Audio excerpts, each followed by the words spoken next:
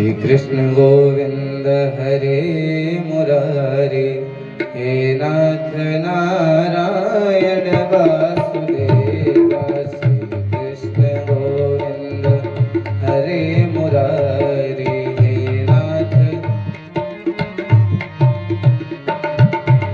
हे नाथ नारायण वासुदेवा। हे नाथ नारायण, हे नाथ नारायण वासुदेवा। हे नाथ पितु मातु स्वामी सखा हमारे, पितु मातु स्वामी। हे नाथ नारायण वासुदेवा। हे नाथ श्री कृष्ण गोविंद हरे मुरारे, हे नाथ नारायण वासुदेवा।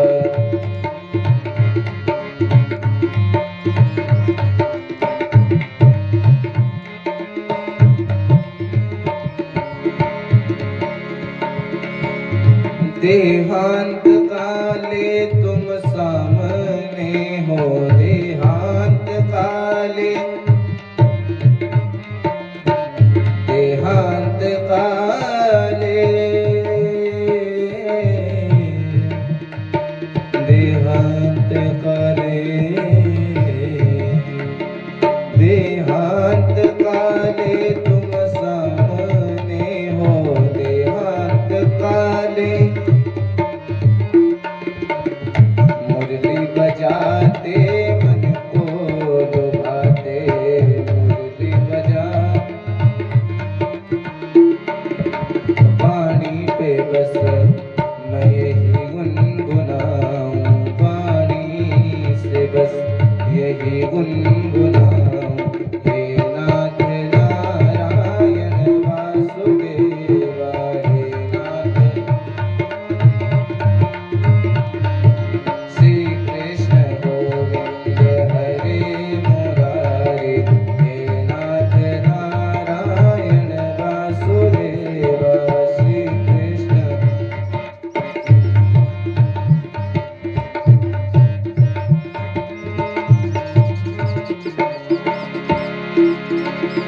प्रार्थना करें भगवान से। गोविंद मेरी यह प्रार्थना है, गोविंद, गोविंद मेरी यह प्रार्थना है, गोविंद।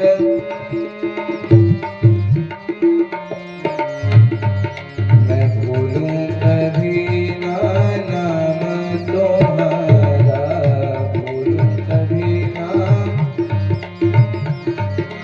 निष्काम होकर दिन रात गाऊं, निष्काम होकर दिन रात गाऊं।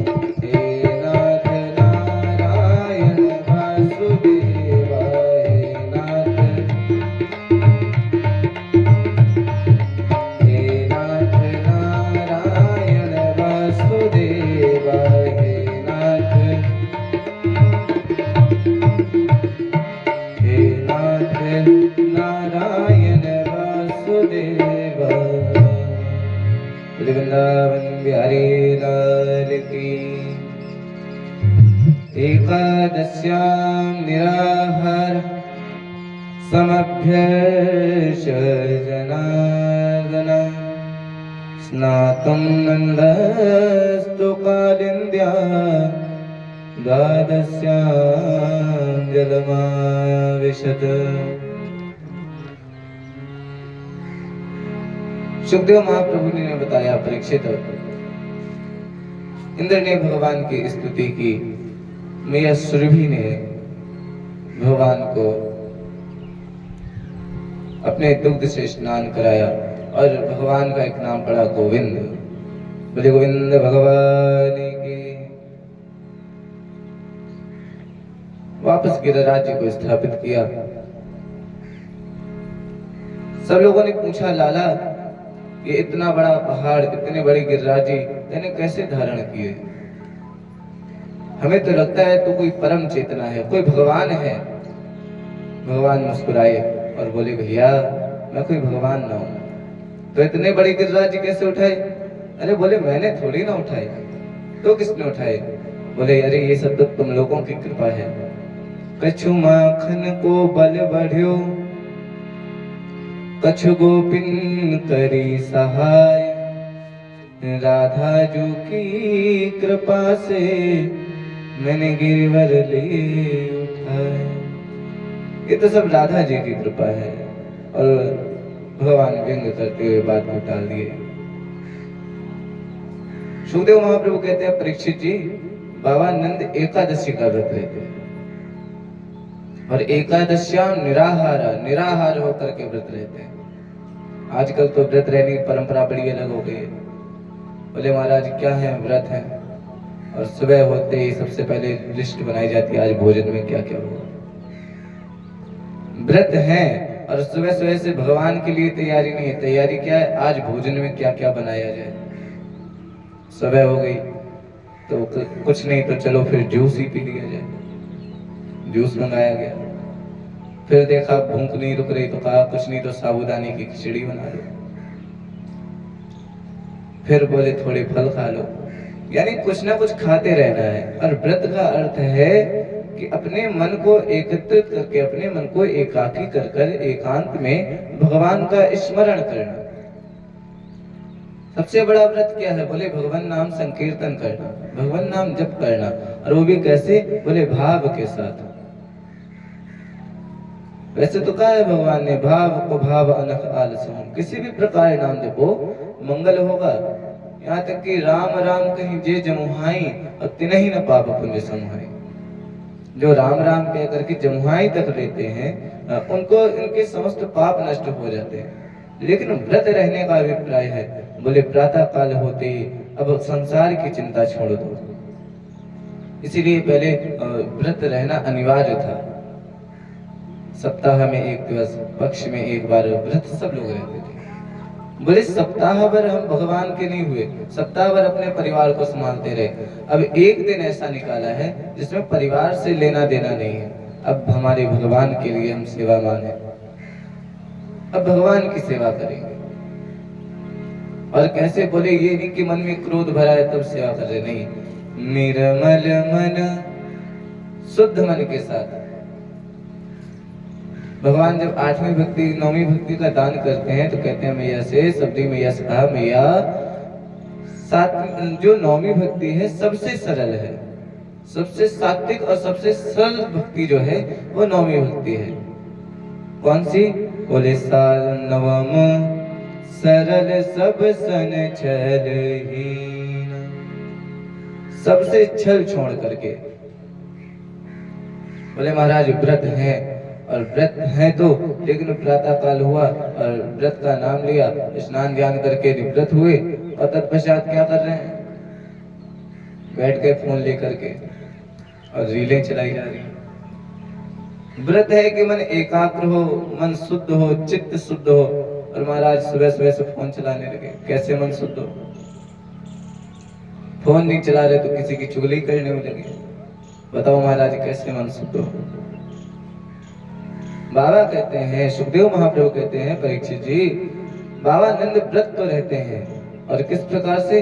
बोले एकादश्याम निराहार समभ्यर्च जनार्दन।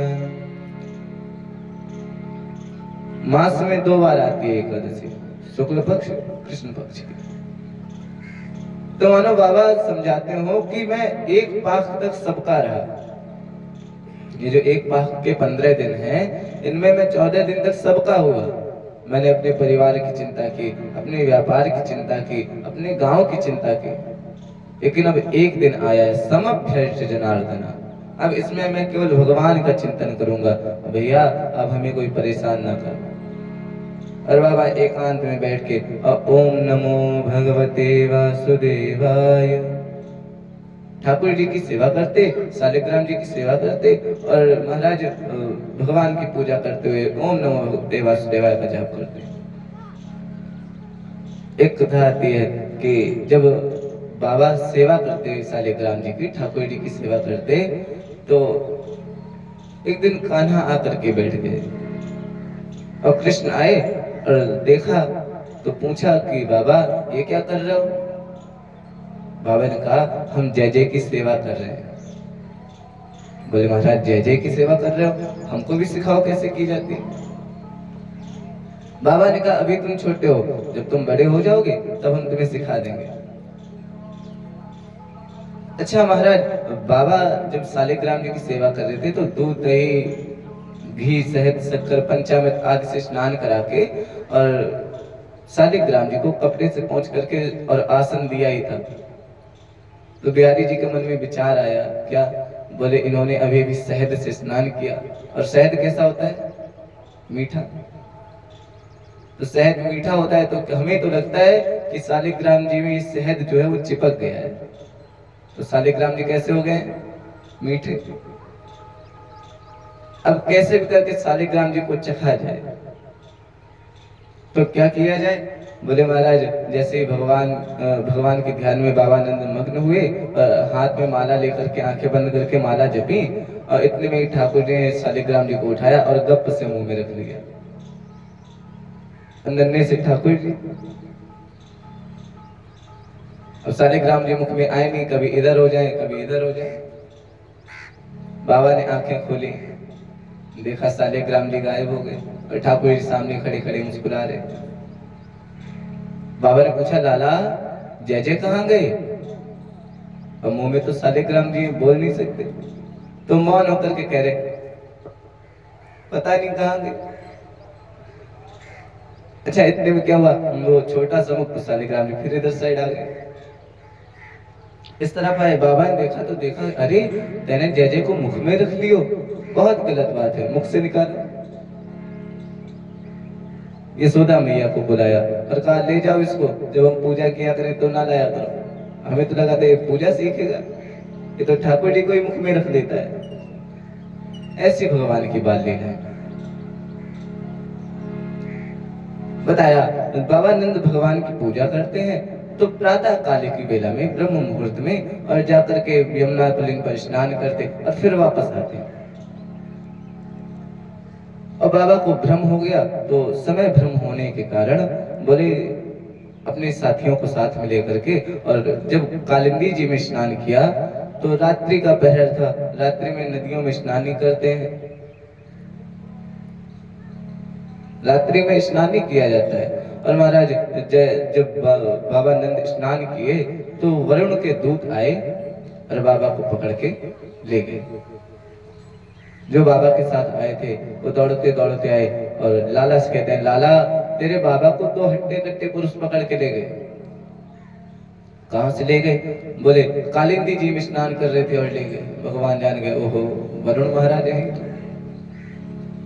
मुस्कुराए गए और यमुना जी में जाकर के डुबकी लगाई तो डुबकी यमुना जी में, और निकले कहां? बोले वरुण के लोक में। जैसे वरुण के लोक में निकले तो वरुण देखता है क्या? बड़ा सुंदर सुंदर एक नन्हा सा बालक और बड़ा सुंदर पीतांबर डाले, मोर पंख धारण किए हुए, हाथों में मुरली लिए हुए और मेरी तरफ बढ़ा आ रहा है। तत् पाद भाजो भगवन बापो। वरुण देखे तो पहचान गए, अरे ये तो मेरे आराध्य हैं, मेरे ईश हैं, और आसन से उठे और दौड़कर भगवान के चरणों में लौट गए। प्रार्थना करने लगा, हे प्रभु नमस्तुभ्यं भगवते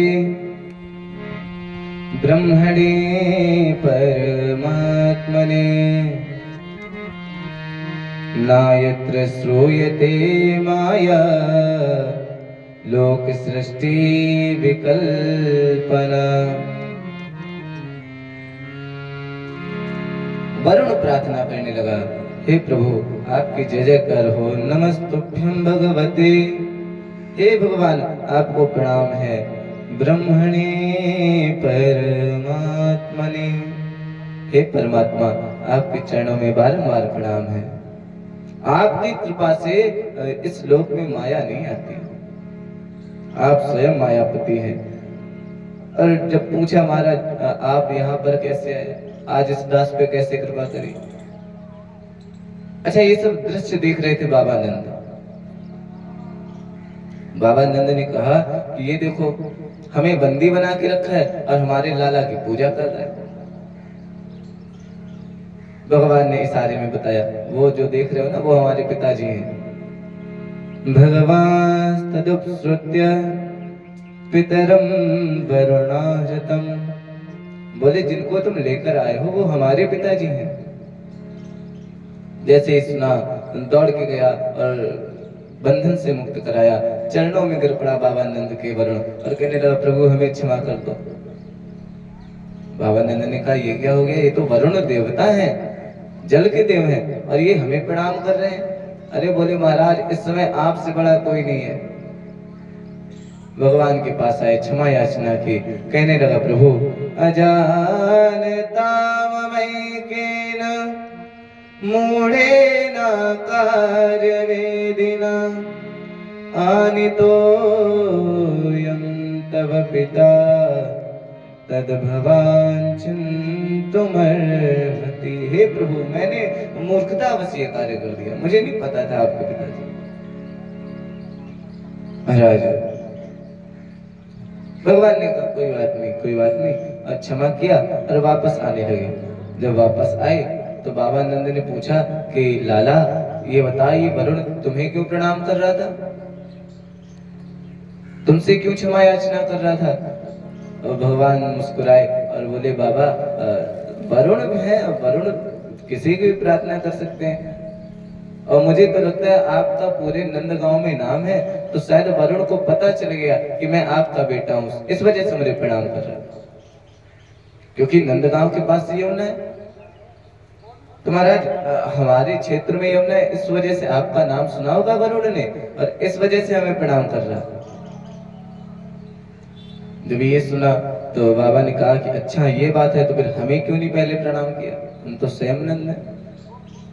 बोले महाराज आपसे पहचान नहीं है इस वजह से, और हम तो आते जाते रहते हैं यहाँ पे यमुना पुलिंद पर खेलते रहते हैं, तो हमें पहचानता है। बोले अच्छा दादा, तो कोई प्रॉब्लम। ये सारा चरित्र किसने सुना, बोला भगवान के सखाओं ने, भगवान के मित्रों ने ये चरित्र सुना। तो भगवान को एकांत में ले गए और कहने लगे लाला सच सच बता, तू भगवान है ना। कृष्ण बोले नहीं, वैसे तो मैं भगवान नहीं हूं, और अगर हूं तो बताओ क्या चाहिए तुम लोगों को। बोले लाला अगर तू भगवान है तो बता, तो काम है तुझसे, और नहीं है तो फिर क्या बताएं तुझे। भगवान ने कहा नहीं नहीं बताओ, अपनी इच्छा बताओ, क्या चाहते हो। सुना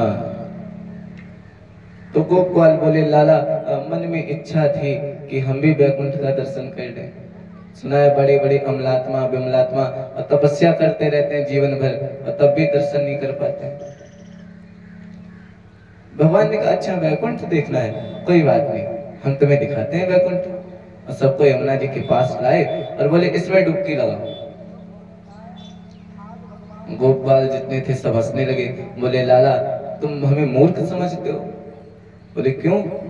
बोले यमुना जी में हम रोज स्नान करते हैं, कहाँ वैकुंठ मिला।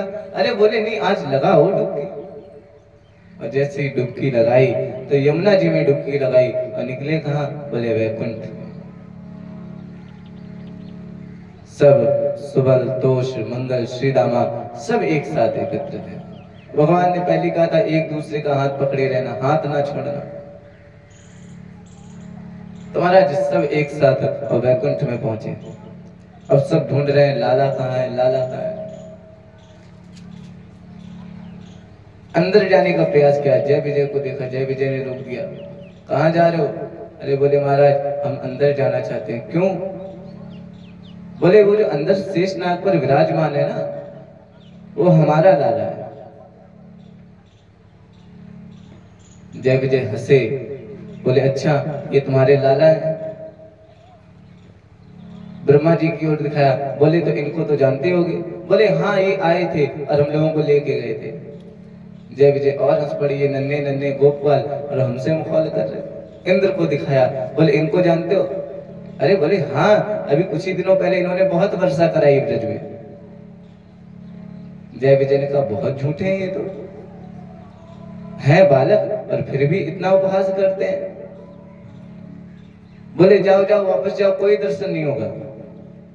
और सब चिल्लाने लगे, लाला मोको भी अंदर बुला ले, लाला हमें भी अंदर बुला ले। तो भगवान तो शांताकारम है, बिल्कुल शांत है, कुछ बोलते नहीं। सब गोपवाल कहने लगे इससे तो अच्छा हमारा वृंदावन है। बोले क्यों? बोले वहां चाहे तो ठाकुर जी को अपने साथ खेलने के लिए मजबूर कर सकते हैं, वहां चाहे तो ठाकुर जी को रुला सकते हैं, वहां चाहे ठाकुर जी को हंसा सकते हैं। और यहाँ पे तो देख रहे हैं वैकुंठ में आ गए और फिर भी केवल योगी और महात्मा वेद वेदांत पढ़ते जा रहे हैं, तपस्या करते जा रहे हैं, भगवान की स्तुति कर रहे हैं, भगवान बोल नहीं रहे किसी से। बोले लाला इससे तो अच्छा हम लोगों का वृंदावन है, हमें वापस ले चल। महाराज तो उसने कहा जिस प्रकार आए थे उसी प्रकार पुनः प्रयास करते हैं। पुनः डुबकी लगाई तो यमुना जल से निकले बाहर और देखा यमुना जल के बाहर कि भगवान तट के किनारे खड़े होकर मंद मंद मुस्कुरा रहे। बोले कहो कैसा लगा वैकुंठ? और सब गोपवाल दौड़ के बाहर आए और ठाकुर जी को गले लगा दिया और धरती पर गिरा दिया और कुछ लाला के हाथ पकड़े, कुछ पैर पकड़े और बोले लाला अगर वैकुंठ ऐसा है तो हमें वैकुंठ नहीं चाहिए, अरे हमें तो केवल तेरा साथ चाहिए। बड़े प्यारे साधक थे, वो कहते थे प्रभु हम तो सिर्फ आपकी याद मांगते हैं, हर पल तुम्हारी याद आती रहे माधव आती रहे, हर पल तुम्हारी याद।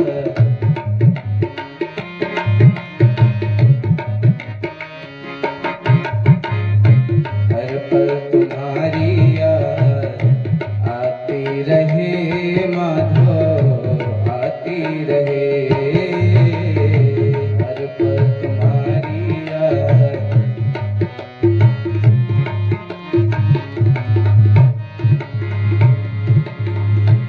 वाणी तेरा नाम गाती रहे,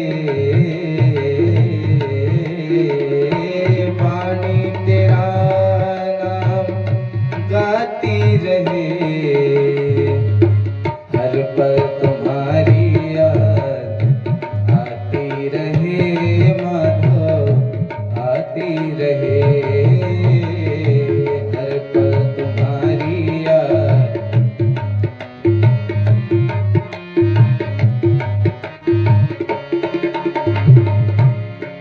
साधक कहता प्रभु नैनों की खिड़की से पल पल तुमको मैं निहारूं, नैनों की खिड़की से पल पल,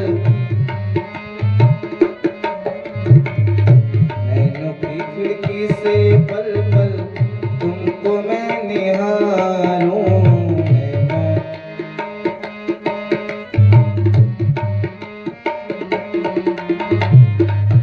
मन में बसा लूं तेरी आरती उतारूं, मन में बसा लूं तेरी, जीवा तेरा नाम गाती रहे, जीवा तेरा नाम गाती रहे, हर पल तुम्हारी याद आती रहे माधव आती रहे, हर पल तुम्हारी याद आती रहे माधव आती रहे, आती रहे माधव आती रहे, आती रहे माधव आती रहे। वृंदावन बिहारी लाल की। ब्रजवासियों से आप पूछिए महाराज मुक्ति चाहते हैं तो ब्रजवासी मना कर देते हैं, ब्रजवासी कहते हैं भुक्ति मुक्ति ना कुछ चाहो, भुक्ति मुक्ति नहीं चाहिए। हमें केवल अपने गोविंद का, अपने कृष्ण का साथ चाहिए। रास की कथा प्रारंभ करी। भगवान पिता रात्रि शरदोत्फुल्ल मल्लिका वीक्ष्यरन्तो मनश्चक्रे योगमायामुपाश्रितः।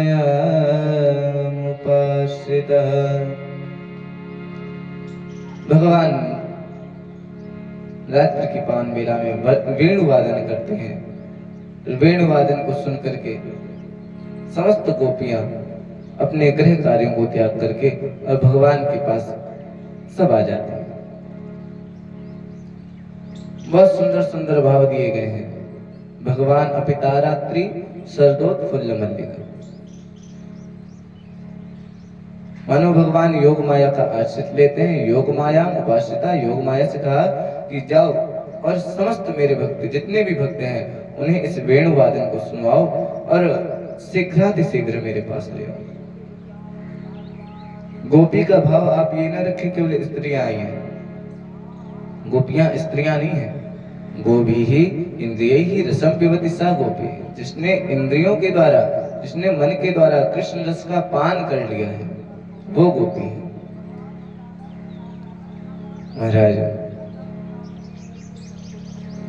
जो गोपी जिस कार्य में थी उसको तत्काल वहीं छोड़ करके और भगवान के पास उपस्थित हो गई। गहन रात्रि भगवान बैठे बैठे मुस्कुरा रहे थे। जब गोपियां एकत्रित हुई तो भगवान ने पूछा, ओहो गोपियों, कैसे आगमन हुआ? गोपियां सब एक दूसरे को देखने लगी। जय जय प्रभु स्वयं बुला करके पूछ रहे हैं कि कैसे आना हुआ।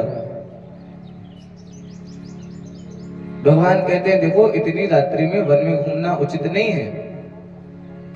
रात्रि का समय है, वन में नहीं घूमना चाहिए। महाराज अनेकों प्रकार से उपदेश दिया। बोले रात्रिकालीन बेला है, पहले सबका स्वागत करते हैं। स्वागतम वो महाभागा प्रियः किं करवाणि वः व्रजस्यानामयं कश्चित् ब्रूतागमन कारणम। आप लोगों का बड़ा स्वागत है और आप लोग अपने आने का कारण बताइए।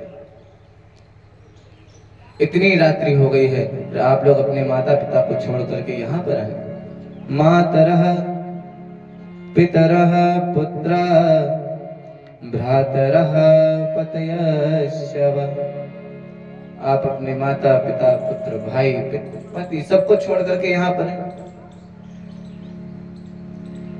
और जब भगवान ने इतना कहा तो अब गोपियों के मुख से कुछ निकल नहीं रहा था, आंखों से अश्रु आने लगे। भगवान ने कहा, क्या हो गया? गोपियों ने कहा, प्रभु हम एक बात जानना चाहते हैं। क्या? बोले प्रभु हमारे एक प्रश्न है, अगर आप उसका उत्तर दे दें और फिर उसके बाद आप जो आदेश करेंगे, आप कहेंगे रुको तो रुक जाएंगे, आप कहेंगे चले जाओ तो चले जाएंगे। पूछिए क्या प्रश्न है? तब गोपियों ने पूछा, प्रभु एक नव विवाहिता है, दाम्पत्य जीवन प्रारंभ हुआ और पति परदेश जाने की इच्छा रखता है, धन कमाने की इच्छा से परदेश जाना चाहता है। तो प्रिया ने कहा कि स्वामी आप चले जाएंगे, देवी जी ने कहा आप चले जाएंगे, तो फिर हम कैसे रहेंगे? तो वो पति अपनी एक फोटो देता है और कहता है जब तक हम नहीं तब तक इसी की सेवा करो। अरे मान लो यही तुम्हारा सब कुछ है। और इतना कह के वो चला गया। पतिव्रता पत्नी उसी का पूजन करती। एक समय पूजन कर रही थी और अचानक द्वार पर किसी ने दस्तक दी। जब पूछा तो पता चला वही है जिसकी सेवा कर रहे हैं। अब प्रभु हम जानना चाहते हैं उस स्त्री का धर्म क्या है। वो जाए और अपने पति का स्वागत करे अथवा जिसकी पूजा कर रही है वो पूजा करती रहे। भगवान ने कहा ये भी कोई पूछने वाली बात है? अरे साधारण सी बात है, जब द्वार पर साक्षात पति आ गया है, असली पति आ गया, तो फोटो वाले की सेवा क्यों? जाए स्वागत करे जाके। गोपियों ने कहा महाराज यही तो हम भी कहना चाहते हैं। ये देह गेह के जितने भी नाते हैं ये सब हैं तो फोटो वाले। जब तक ये शरीर है तब तक हम सबके सगे हैं, और जैसे ही शरीर छूटा तो सब लोग कहते हैं शाम ना होने पाए, जल्दी जलाओ। ये सब देह के नाते हैं। और जैसे ही ये वस्त्र पुराना होता है, ये वस्त्र छूटता है, ये शरीर छूटता है, सब अपने होते हैं, वो भी पराये हो जाते हैं। भगवान प्रसन्न हो गए और बोले बहुत अच्छी बात कही आपने, और अब आप सभी राज के अधिकारी हैं। भगवान राज प्रारंभ करते हैं, और जब रास प्रारंभ हुआ तो महाराज जी कहते हैं कि भगवान बड़ा सुंदर रूप बनाए हैं। कैसा? बोले दुई दुई गोपी बिच बिच माधव, दो दो गोपियों के बीच में माधव है, और भगवान सबके साथ नृत्य कर रहे हैं बड़े भाव के साथ। अचानक गोपियों के मन में न जाने कहां से अभिमान आ गया। अभिमान आया, विचार करने लगी कि ये बताओ, लोग इन्हें भगवान कहते हैं, और ये भगवान होते तो ये हम लोगों के साथ कैसे है? और महाराज गोपियों कोई साधारण नहीं है। अनेकों अनेक जन्म से जो योगी केवल तपस्या कर रहे हैं और परमात्मा को पाना चाहते हैं, वो हैं गोपी। और अचानक से मन में अभिमान आया, बताओ ये परमात्मा है, तो इससे तो महाराज इनको तो हम अपने इशारों पे नचा रहे हैं। हम कह देते हैं गोविंद हम थक गए हैं, अब हमसे चला नहीं जा रहा है, तो महाराज ये रुक जाते हैं बीच में और हमारी सेवा करने लगते हैं। हम कह देते हैं गोविंद हमें बड़ी गर्मी लग रही है, तो स्वयं पंखा झल रहे हैं। हम कहते हैं गोविंद भोजन का प्रबंध करो, तो स्वयं फल तोड़ के ला रहे हैं। अभिमान आ गया मन में, और जैसे अभिमान आया तो भगवान ने कहा ये तो बड़ा गलत हो रहा है। और भगवान अंतर्हित हो गए, अंतर्धान हो गए।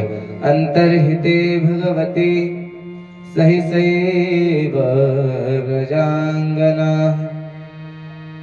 जैसे ही भगवान अंतर्ध्यान हुए, अंतर्धान हुए, महाराज जितनी गोपियां थी सब विचलित हो गई, और विचलित होकर के महाराज इधर उधर पूछती हैं, कभी वृक्ष से, कभी तुलसी से, कभी गौ से, कभी पक्षियों से, कभी चंद्र से, कभी जल से पूछती हैं गोविंद कहाँ है। भगवान की कृपा से कोई उत्तर नहीं दे रहा। जब कोई उत्तर नहीं दे रहा तो महाराज सब बड़ा दुखी हो गए। एक बड़ा प्यारा सुंदर सा श्लोक है, कहते हैं गोपियां कहती हैं, हे प्रभु हा नाथ रमण प्रेष्ठ क्वासी क्वासी महाभुजा। हे प्रभु, हे रमण, हे नाथ, हा नाथ, हे नाथ रमण प्रेष्ठ क्वासी क्वासी महाभुजा।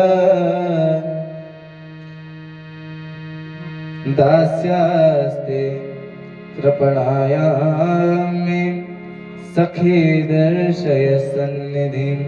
हे प्रभु हमें दर्शन दो, हे नाथ, हे प्रभु हमें दर्शन दो।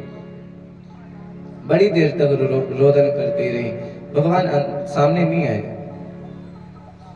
गोपियों ने विचार किया ये इस प्रकार से सामने नहीं आएंगे, और फिर भगवान की लीलाएं प्रारंभ कर दी।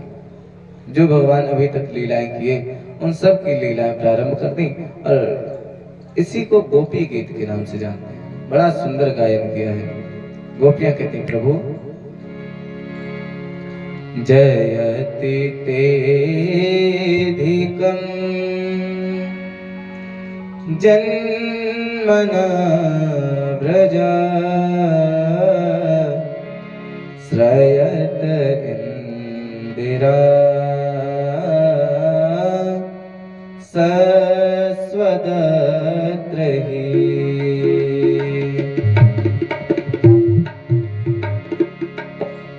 जयति तेधिकं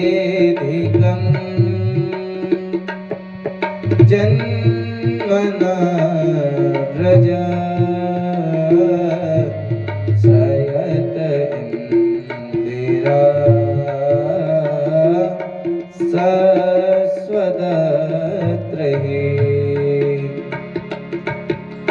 दयित दृश्यता देखशु तव कस त्वयि धृता सवस त्वां विचिन्त्वते।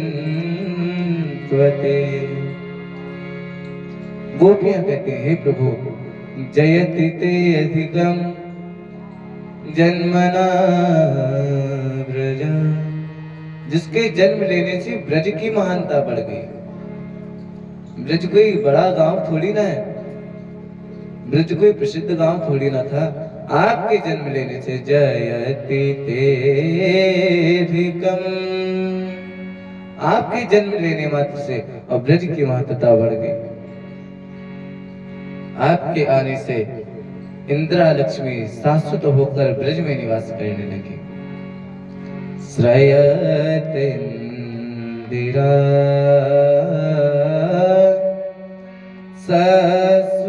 सस्वदत्रहि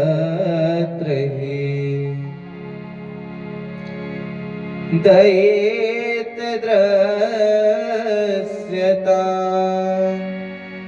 देखशु तव कस त्वयि धृता सवस त्वां विचिन्त्वते। हे प्रभु आपकी जय जयकार है, आपकी बड़ी वंदना है, आप बड़ी कल्याणकारी। गोपियां देखती हैं भगवान आए नहीं, नाना प्रकार से स्तुति की, भगवान दिखाई नहीं दे रहे, तो जो कृष्ण लीलाएं किए थे उन्हीं का अनुसरण करने लगी। जिस प्रकार भगवान ने पूतनावत किया उसी प्रकार गोपियों ने भी पूतनावत की लीला की।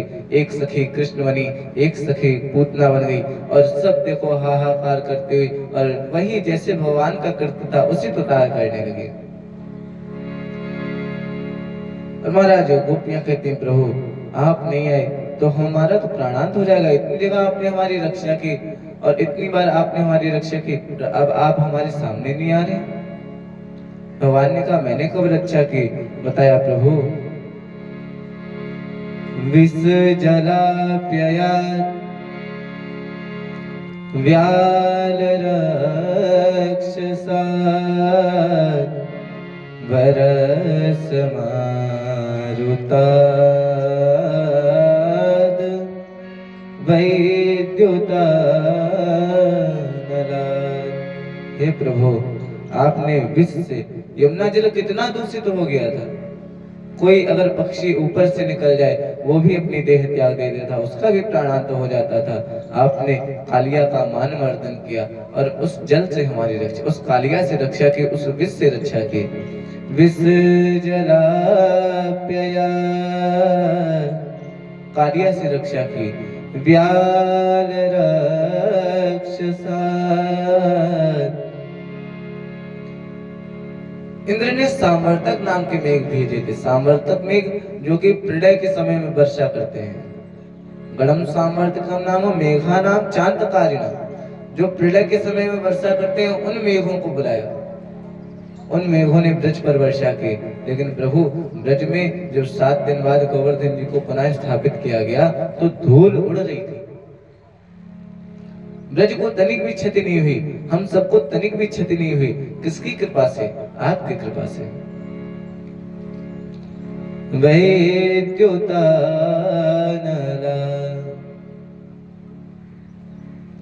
भगवान के नन्हे नन्हे सखा और जंगल में भ्रमण कर रहे थे, दावाग्नि लग गई। जब दावाग्नि लगी तो सब गाय, सब गोप, सब ग्वाल दौड़े दौड़े भगवान के पास आए। कहा, नाथ मेरी रक्षा करो, ये अग्नि तो जला देगी। भगवान ने कहा, सब लोग अपनी आंखें बंद कर लो। आंखें बंद की और भगवान आग का पान कर गए। बोले, महाराज आपने अग्नि से रक्षा की। वृष भयात्मजा महाराज, वो वृषभासुर चाहता तो सबको मार देता, लेकिन आपकी कृपा से हम सब बच गए। वेश्वतो भयात्मजा संपूर्ण विश्व जिससे थर थर कांप रहा था, आपने उसको चुटकी में यम के लोग पहुंचा दिए। किसकी कृपा है? आपकी कृपा है।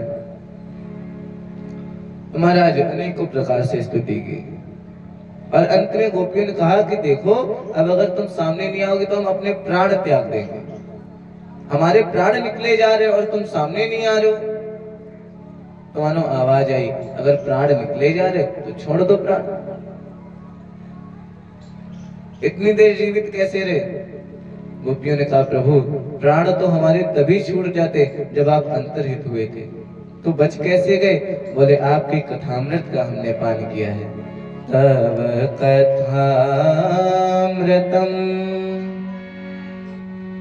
तप्त जीवनम कविभिरीडितम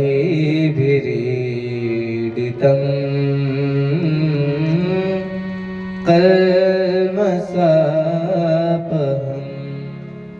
आपकी कथामृत का पान कर दिया है, बड़ा प्यारा लगता है। हनुमान जी लंका से लौट कर आए, राम जी को सारी कुशलता सुनाई।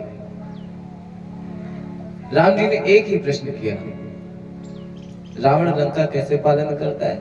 और फिर पूछा, कहूं तात के ही भांति जाने की, जय सिया राम जय जय सिया राम। कहूं तात के ही भांति जाने की, जय सिया राम जय जय सिया राम।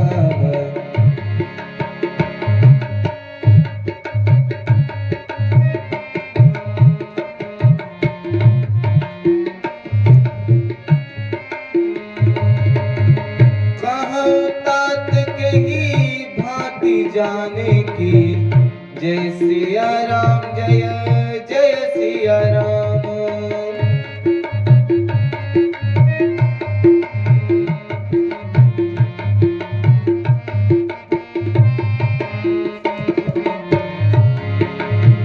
रहत करते रक्षा स्वप्राण की, रहत करते रक्षा स्वप्राण की, जय सिया राम जय जय सिया राम।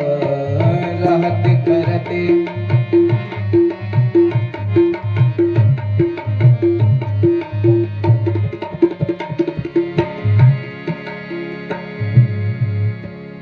महाराज जी पूछते हैं, राम जी ने पूछा हनुमान जी, कहूं तात के ही भांति जानकी। जानकी मैया कैसी है? रहत करत रक्षा स्वप्राण की। हनुमान जी ने सुना, विकल हो गए, कहा प्रभु मैया की दशा बड़ी दयनीय है। कृष्णतन शेष जटा एक बेनी, जपत हृदय रघुपति गुण श्रेणी। बड़ा शरीर सूख गया है, दुबला हो गया है। जय जय।